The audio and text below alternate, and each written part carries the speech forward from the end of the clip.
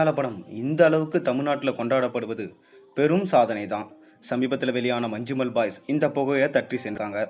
அதனாலே பார்த்தீங்கன்னா நம்ம ஹீரோக்கள் படக்குழுவினரை நேரில் சந்தித்து வாழ்த்திருக்காங்க. அதிலும் இந்த படத்தின் வெற்றிக்கு விதை போட்ட உலகநாயகனோட நடந்த சந்திப்பு மிக மிக வைரலானது. இந்நிலையில் சூப்பர் ஸ்டார் மஞ்சுமல் பாய்ஸ் டீமை நேரில் சந்திச்சிருக்காரு.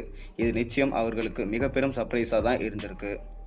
இவ்வளவு பிஸியான வேலையிலும் ரஜினி அவர்களை சந்திச்சிருக்காரு. அந்த ஃபோட்டோக்கள் எல்லாமே வைரலாகிட்டு வரும் நிலையில் தலைவர் 171 அப்டேட்டும் ரொம்பவே குஷிகளை படுத்தியிருக்கு.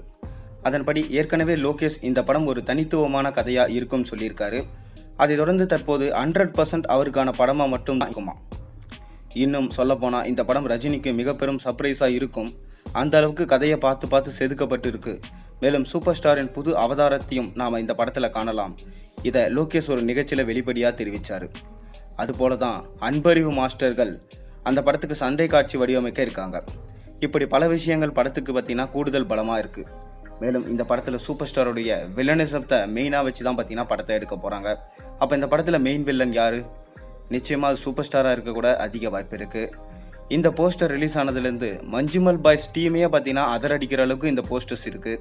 மேலும் ரஜினிகாந்த் பார்த்தீங்கன்னா இந்த படத்தில் டைம் ட்ராவல் லூப் கான்செப்டில் நடிக்கிறாரான்றது ஒரு பக்கம் கேள்விகள் வந்திருக்கு.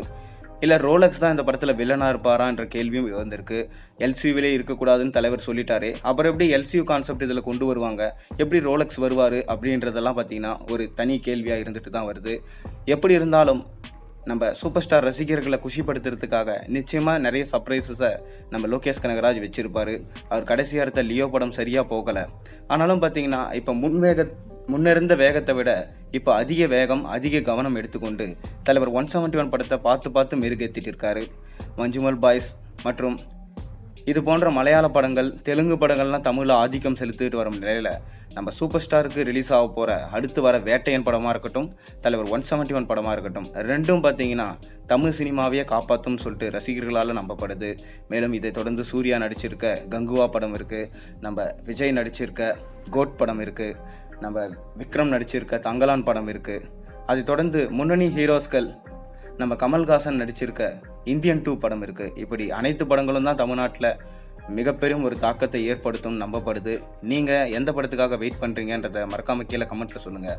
மேலும் சேனலில் போகிற வீடியோஸும் மறக்காம சப்ஸ்கிரைப் பண்ணுங்கள், லைக் பண்ணுங்கள், பெல் ஐக்கனை ப்ரெஸ் பண்ணுங்கள். அப்போ தான் போகிற வீடியோஸும் நோட்டிஃபிகேஷனாக உங்களுக்கு வந்து சேரும்.